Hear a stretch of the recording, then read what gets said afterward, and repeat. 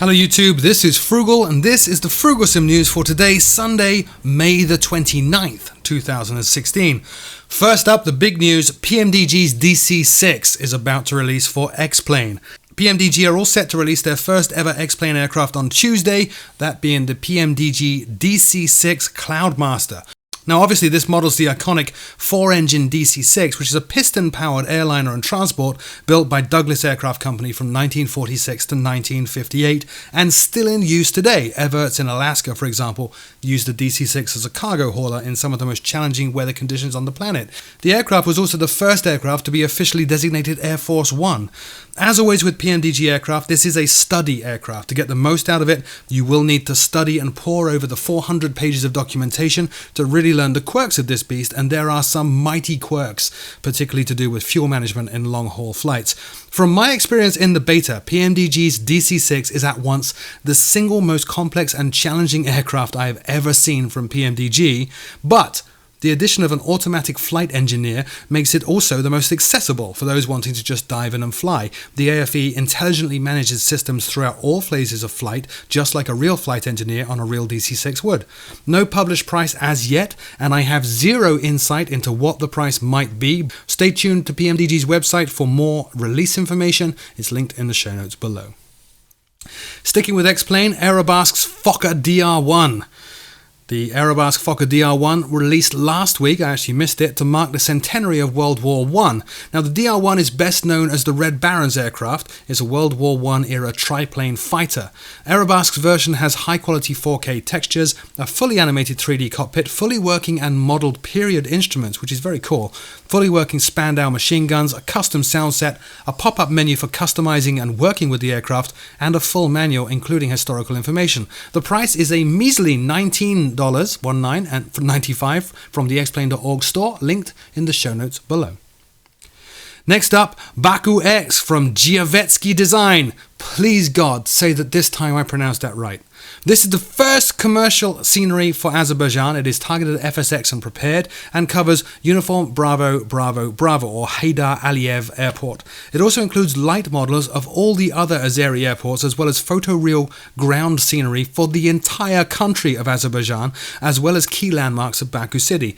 Baku is the capital and largest city of the country and the largest city on the Caspian Sea. Interestingly, it is actually located 28 meters below sea level, making it the lowest capital city on the planet. The scenery from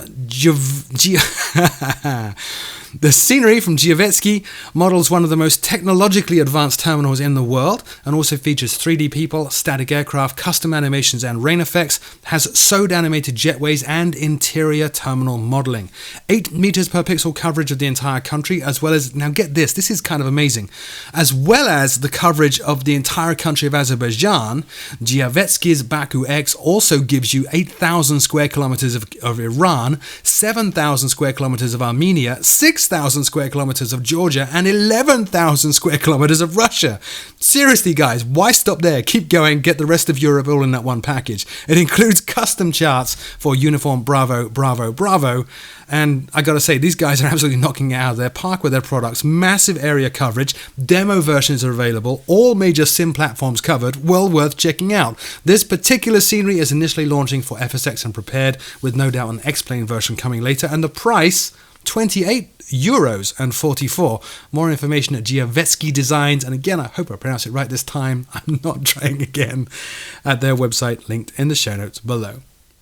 Sticking with FSX and prepared, Aerosoft's Mega Airport Frankfurt. Now this is really Mega Airport Frankfurt version 2. It models the busiest airport in Germany and was created by the German airports team. It includes the new Terminal B and the new Lufthansa Terminal A+. Features high-res textures, taxiways and signs, 140 square kilometers of scenery, including Edersheim, Ochtriftel, Kelsterbach, Zeppelinheim, Waldorf, and parts of Rauenheim. And I guess publishers are really now releasing products just to trip me up in the news show.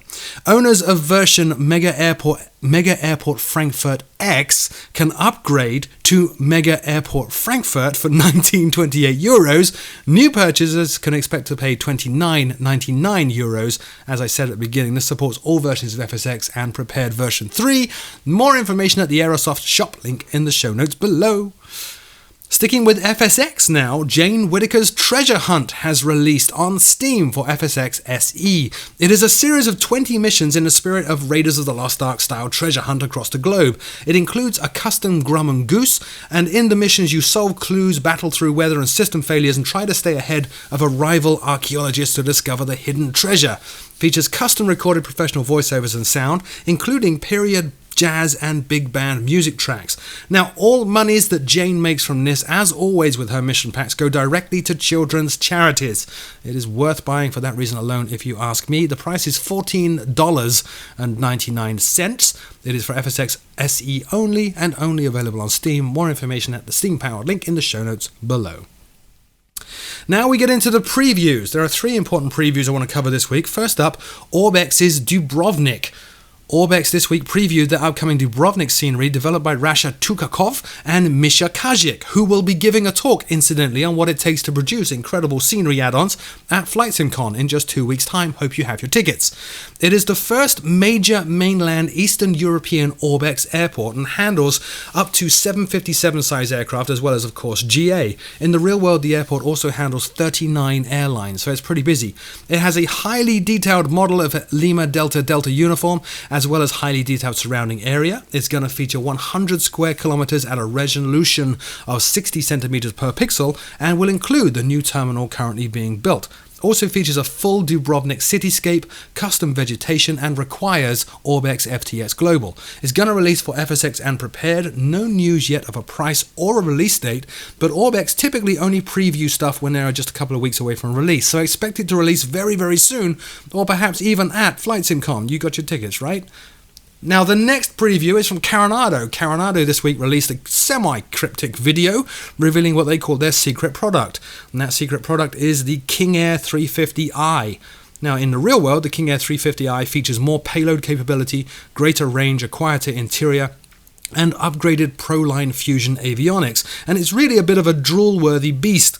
No news yet on a release date or a price, but expect a usual Carenado and Alabeo feature set, including 4K resolution textures, Proline avionics systems, 6 or so PDF documents covering procedures and checks, and so on. This version is in development currently for FSX and Prepared, and no doubt an X-Plane version will follow later. Now, the final preview came literally completely out of nowhere. Hi-Fi Simulations previewed something called ASCA. Hi-Fi Simulations, makers of Active Sky Next, this week teased a brand new product. No information on what it does, or even really what it's called, or when it will release, or the price. But they have said everything is going to be revealed in 2 weeks' time at FlightSimCon. Yet another awesome reason to attend this incredible event.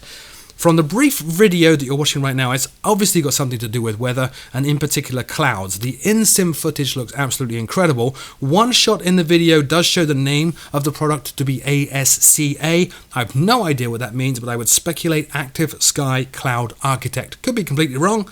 More news as I have it. Stay tuned to this very channel, and of course Hi-Fi Simulations website, or just go and ask them what it is at FlightSimCon in 2 weeks' time, but only do so after you have finished watching my keynote, which starts the whole show on the first day. As always, my name is Frugal. Thank you so very much for watching, and until next time, I'll see you all very soon.